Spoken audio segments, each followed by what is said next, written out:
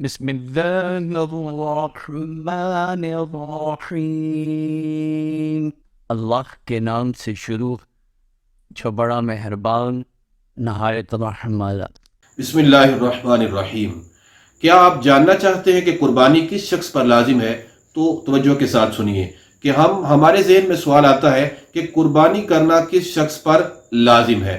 تو قربانی کے لیے جو شرائط بیان کی گئی، ایک یہ ہے کہ وہ مرد عاقل بالغ، چاہے وہ مرد ہو یا عورت ہو، اس کے ساتھ وہ آزاد ہو، مقیم ہو اور نصاب کا مالک ہو۔ اب جس وقت اس کے اندر یہ شرائط پائی گئی، یعنی مسلمان ہو، عاقل ہو، بالغ ہو، مقیم ہو، صاحب نصاب ہو، تو ایسے شخص پر پھر قربانی لازم ہو جائے گی۔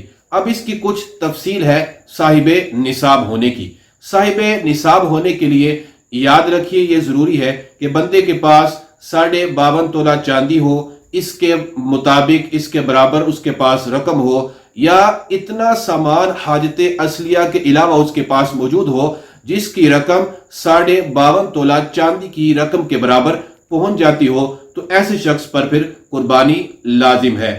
حاجت اصلیہ سے زائد سامان اگر اس کی مقدار بھی، قیمت بھی 52.5 تولہ چاندی کے برابر پہنچے گی تو یہ پھر بھی صاحب نصاب شخص ہی کہلائے گا۔ لیکن اگر ان میں سے کوئی بھی اس کے پاس اتنی مقدار میں موجود نہیں، بلکہ ہر چیز تھوڑی تھوڑی مقدار میں اس کے پاس موجود ہے، مثلا تھوڑا سونا، تھوڑی چاندی، تھوڑی رقم مال تجارت یا حاجت اصلیہ سے زائد کچھ سامان موجود ہے، تو اب سب کی قیمت کو جو ہے وہ جمع کیا جائے گا۔ اگر ان سب کی قیمت مل کر جو ہے وہ 52.5 تولہ چاندی کی قیمت کے برابر پہنچ جائے تو اب بھی یہ شخص صاحب نصاب کہلائے گا، اس پر قربانی کرنا جو ہے وہ لازم ہوگا۔ اور ایک اور بات کہ یہ سوال کیا جاتا ہے کہ کیا اس مال پر بھی سال گزرنا شرط ہے؟ تو یاد رکھیے، قربانی لازم ہونے کے لیے مال پر سال گزرنا شرط نہیں، بلکہ جو ذوالحجۃ الحرام عید کے جو ہے اس کے 3 دن ہیں، 10 ذوالحجۃ الحرام کی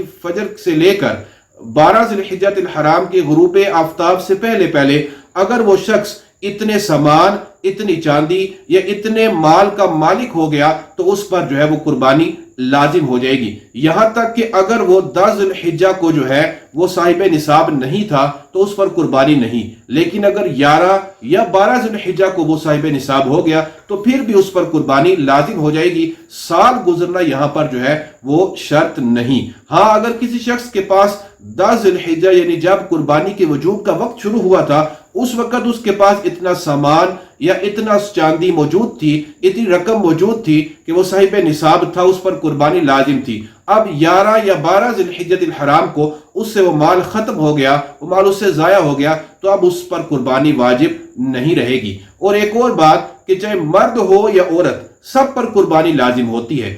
مرد ہو یا عورت، گھر کے اندر جتنے بھی افراد ہوں، اگر جس فرد پر جو ہے اس پر قربانی لازم آ رہی ہے وہ الگ سے اپنی قربانی کرے گا۔ بعض لوگ بتا رہا تھا کیا کرتے ہیں کہ پورے گھر کی طرف سے ایک ہی بکرا جو ہے وہ قربان کر دیا، حالانکہ گھر کے اندر بہت سارے افراد ایسے ہوتے ہیں، مرد اور عورتوں میں سے بھی، جو کہ قربانی جن پر لازم ہو چکی ہوتی ہے، شرعی طور پر وہ اتنے نصاب کے مالک ہوتے ہیں کہ ان پر الگ سے قربانی لازم ہو رہی ہوتی ہے، لیکن پورے گھر کی طرف سے ایک ہی بکرا خریدا جاتا ہے اور اس کو کسی کے لیے معین بھی نہیں کیا جاتا اور اس کو قربان کر دیا جاتا ہے۔ یاد رکھیے، اگر ایسا کیا تو اس صورت کے اندر کسی کی بھی طرف سے قربانی ادا نہیں ہوگی، کسی ایک کا بھی جو واجب تھا وہ ختم ساقط نہیں ہوگا۔ ہاں، اگر گائے، بھینس یا اونٹ وغیرہ ہے تو اس کے اندر 7 قربانیاں ہو سکتی ہیں، اس کے اندر 7 حصے شامل کیے جا سکتے ہیں۔